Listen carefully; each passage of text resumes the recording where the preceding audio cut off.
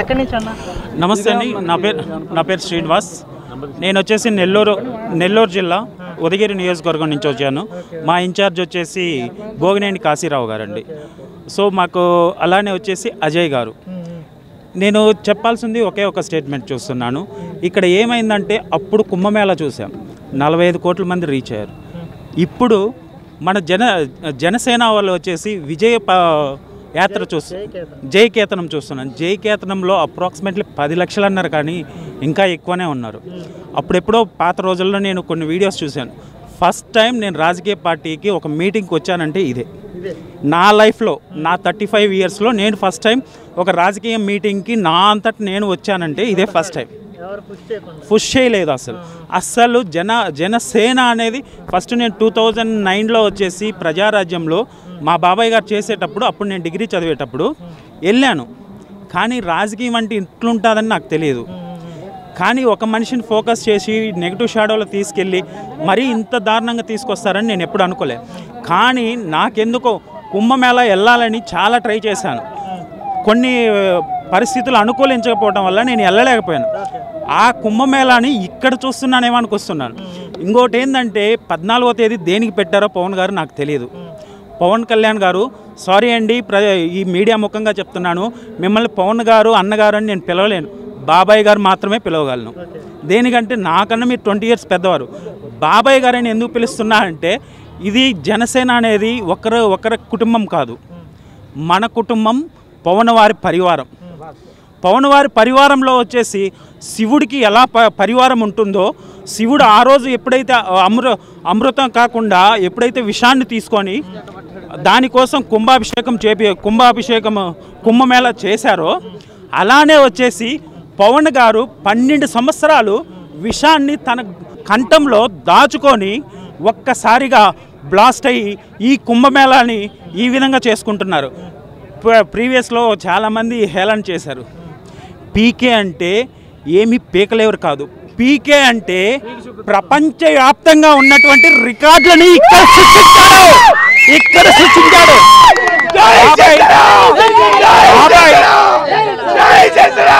బాబాయ్ బుక్స్ చదువుతుంటే బోగస్ కంపెనీలు పెట్టడానికి కాదు, క్లియర్గా ఉన్నటువంటి అనేకమైన ట్రాన్స్పరెన్స్. ఇందాకన్నారు మీరు రబ్బర్ చెప్పులు చేసుకునే వాళ్ళతో రాజకీయం చేస్తారని, అలా కూడా కాదు. అసలు రాజకీయమే తెలియని వాళ్ళ చేత కూడా రాజకీయం చేసి చూపించేవాడే బాబాయ్. ఈ బాబాయ్లో ఎంత పవర్ ఉందో అంటే ఈరోజు వచ్చేసి 14వ తేదీ బ్లడ్ మూన్ అంటారనమాట.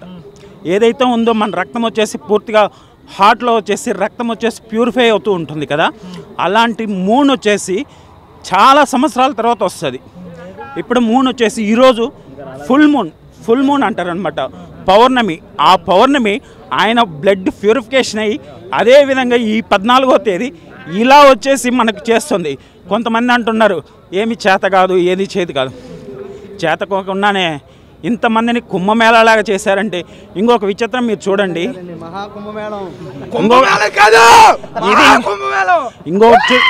ఇంకోటి చూసారంటే ఏదన్నా ఆవిర్భావ సభ ఏదైనా అంటే నేను చూసిన, నాకు తెలిసిన 14 సంవత్సరాల కెరియర్లో నా ఓటు వచ్చిన సంగతి చెప్తున్నాను. అంతకుముందు నాకు తెలియదు. ఓటు వచ్చిన వాళ్ళ నుంచి చూస్తున్నాను, మీడియాలో చూస్తున్నాను. ఫస్ట్ అధ్యక్షుడు, తర్వాత సభా అధ్యక్షుడు, తర్వాత ప్రోటోకాల్ ప్రకారం పెడతారు. కానీ ఇక్కడ ప్రోటోకాల్ కాదండి. డొక్కా సీతమ్మ, తర్వాత గంగాధర్ తిలక్ గారు, తర్వాత వచ్చేసి మన ఎవరైతే స్వతంత్ర సమరయోధుల్లో కానీ ఎవరైతే వచ్చేసి వాళ్ళ యొక్క ప్యాటర్న్ తీసుకొచ్చి ఇక్కడ పెట్టారు. ఇంకోటి ఏంటంటే ఏదో వచ్చారు, 10 మందిని తిట్టారు, రికార్డు స్థాయిలో మనకి వ్యూస్ వస్తున్నాయి, మనమే చేస్తున్నారంటే కాదండి. ఇది జస్ట్ మన ఉన్నటువంటి భారతదేశంలో ఉన్నటువంటి కల్చరల్ యాక్టివిటీస్ని ప్రొజెక్ట్ చేస్తున్నారు. అంటే దాని అర్థం ఏంటంటే అరే వైజ్ రాజకీయం చేయడం అంటే ఒకరిని కొట్టుడు, ఒకరిని నంపుడు, ఒకరిని లోపల పెట్టి సితకబాదుడు కాదు, మనలో ఉన్న టాలెంట్ని బయటకు తీయడం అని చెప్పేసి బాబాయ్ ఈ సభాముఖంగా తెలియజేస్తున్నారు. ఈ కుంభమేళాకి రాకపోవడం నాకు తెలియదు. పవన్ అన్నారు కదా, పవను అంటే పవనం అంటారు, గాలి అంటారు కదా, గాలి చండాలను తాగుతుంది, మంచోడిని తాగుతుంది, సాధువులను తాగుతుంది. నాగ సాధువులను సాగుతుంది, అట్లనే అఘోరాలను సాగుతుంది. చూడండి, గత ప్రభుత్వం వాళ్ళు ఎవరైతే బురద చల్లారో వాళ్ళందరికీ నేను స్టేట్మెంట్ ఇస్తున్నాను. మీరు చండాలులై ఉండొచ్చు, కానీ నా పవనం, నా బాబాయ్ అనే పవనం మిమ్మల్ని కూడా ప్రేమగా తాకుతుంది. అది ఇప్పుడు మీరు చూస్తున్నారు. అదే రాజకీయం కక్షపూతంగా చేయాలనుకుంటే ఈ పాటికి ఎప్పుడో సమాప్తం అయిపోయింది. అది ఈ విధంగా ఒక ప్రాసెస్ ప్రకారం వెళ్ళడాన్నే రాజకీయం అంటారు. ఒక ప్రాసెస్ ప్రకారమే రాజకీయం అంటారు. ఈ రాజకీయాన్ని నేను ఈ పీరియడ్లో, ఈ సత్పురుషుల పీరియడ్, పూర్వం రోజుల్లో శివుడు అంటారు కదా, శివుడు అనేది ఏంటంటే భస్వంతో పూజ చేస్తారు. అంటే ఏంటంటే మనం పోయేటప్పుడు ఏమి పట్టుకెళ్ళడం, ఆ బూడిదే మనకి అని చెప్పేసి పర్మనెంట్ అని చెప్తారు. అది బూడిద కూడా స్నానం చేస్తానే వెళ్ళిపోతుంది. అలానే వచ్చేసి మనకి పవన్ గారు ఏమీ ఉండదు, జస్ట్ మనకు కనవరాని అవసరం లేదు, బతికినంత కాలం పక్కన వాళ్ళని బతికించడం, మన శ్వాస ద్వారా బ్రతికించడం అని చెప్పేసి తెలియచేయడం అనే పవన్ కళ్యాణ్ గారు. మా యొక్క వచ్చేసి ఎంపీ క్యాండిడేట్ వచ్చేసి అజయ్ గారు పక్కనే ఎలాంటి కాంబినేషన్ పెట్టుకున్నారంటే నాకు భలే ముచ్చటేస్తుంది. మాకు కాన్స్టిట్యుయెన్సీ ఇన్ఛార్జ్ గారు కాశీకి కేర్ ఆఫ్ అడ్రస్ కాశీ విశ్వనాథుడు. తర్వాత పక్కనే ఉండేటువంటి ఇన్ఛార్జ్ గారు చూడండి అజయుడు అంటే పేరులోనే అసలు ఇంక జయం తప్ప నెగిటివ్ అనేది ఎక్కడా లేకుండా ఉండేటువంటి ఒక ప్రాసెస్ ప్రకారం వెళ్తున్నాడు. ఇంకొక విచిత్రం ఏంటంటే నేను ఎన్నో జన్మల సుకృతం చేసుకున్నాను. ఆయన చదివిన విఆర్ కాలేజీలో నేను స్టూడెంట్ అయినందుకు నా జన్మ ఇంతకన్నా ధన్యం నేను ఎప్పుడూ అనుకోలేదు. అందుకేనండి అవును సార్, 10th క్లాస్ చదవకపోతేనే మహాకుంభమేళ చేశాడు. అదే డిగ్రీలు చేస్తుంటే, లేదంటే మేబీ స్టడీ మ్యాటర్ అంటే స్టడీకి శివుడికి కూడా స్టడీ లేదండి. శివుడికి కూడా స్టడీ లేదు. శివుడు ఈక్వల్ టు శివుడు. నేను రియల్ లైఫ్లో మెడిటేషన్ పరంగా చెప్తున్నాను. ఒక ఆరాని టచ్ చేయాలంటే ఏం చదవలేదు, అదే చెప్తున్నానండి. చదివితే ఇక్కడ ఒక మనిషి ఆరా టచ్ అవ్వాలంటే వాళ్ళ ఆరా ఎంత ప్యూరిఫికేషన్లో, ఇక్కడ ఆరా గురించి వచ్చింది కాబట్టి చెప్తున్నాను. ఇట్లా ఉంటుంది, జస్ట్ 200 125 ఉంటే వాడి ఆరా వచ్చేసి బుద్ధి అంతా క్రిమినల్ బద్ది. తర్వాత 400 మీటర్స్లో ఉంటుంది. అంటే మన బాడీ ఎంత సైజు ఉంటుందో అంత లెవెల్లో ఆరా ఉంటుంది. ఆ ఆరా వచ్చేసి 900 అంటే 700 ప్లస్ ఎబోవ్ ఎప్పుడైతే ఉంటుందో అప్పుడు ఆరా వచ్చేసి ప్యూరిఫికేషన్లో ఉంటుంది. ప్యూరిఫికేషన్లో ఉంటే ఏమవుతుందంటే మైండ్ రిలాక్స్ స్టేట్ అవుతుంది. రిలాక్స్ స్టేట్లో ఉన్నప్పుడు ఏమవుతుందంటే పక్కన వాళ్ళని ఆకర్షించడం జరుగుతుంది. ఇప్పుడు పవన్ కళ్యాణ్ గారి నుంచి అనుకుంటుంటారు కొంతమంది, పవన్ కళ్యాణ్ చూస్తానే కొంతమంది ఏడుస్తుంటారు, కొంతమంది.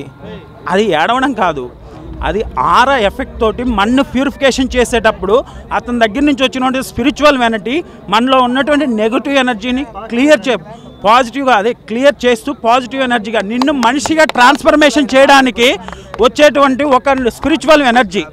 అందుకని చెప్పేసి పవన్ అని చెప్పేసి అంజనీ పుత్రుడు అని అంటారు కదా.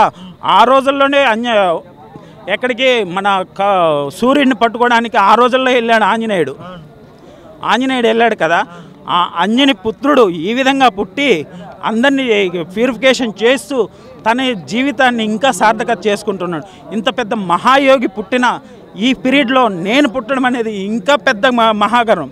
ఇంకొక విషయం ఏంటంటే ఈ విధంగా ప్రతి ఒక్కరూ చాలా ఇంత పెద్ద అంటే ఇది చూస్తుంటే నాకు ఎలా అనిపిస్తుందంటే మా ఊరికి నెల్లూరుకి 120 కిలోమీటర్స్. ఇది చూస్తుంటే అది కూడా సరిపోయేటట్లేదు, హైదరాబాదే వచ్చేటట్టుంది. అంత మేము వచ్చేసి టోటల్గా 3000 పీపుల్స్ వచ్చినామండి. నెల్లూరు నుంచి 100 బస్సులు పెట్టాం. 100 బస్సులు, అవి కాకుండా కార్లు, అవి కాకుండా ఆటోలలో కూడా వచ్చారు. మహాగణులు. నెల్లూరులో చేపల పులుసే కాదు, నెల్లూరులో ప్రేమ అభిప్రాయత కూడా ఇంత దూరం వస్తుంది అన్నమాట. థ్యాంక్ యూ సో మచ్ అండి. థ్యాంక్ యూ సో మచ్ అండి.